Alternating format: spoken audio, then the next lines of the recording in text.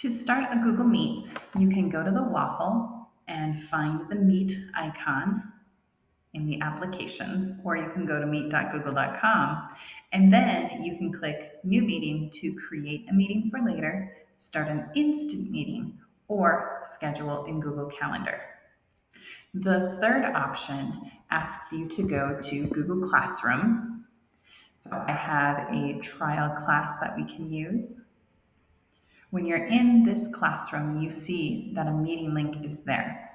If you go to the settings cog and click on that, go past the class details, general, there you see that meet icon. You can turn that off or turn it on.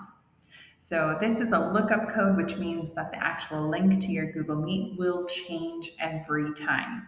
So it really depends how you would like to run your Meet. Go through the next modules to see if you want to use the feature on Google Classroom to use that lookup feature, or if it would be better to start an instant meeting, create one for later, or just use Google Calendar.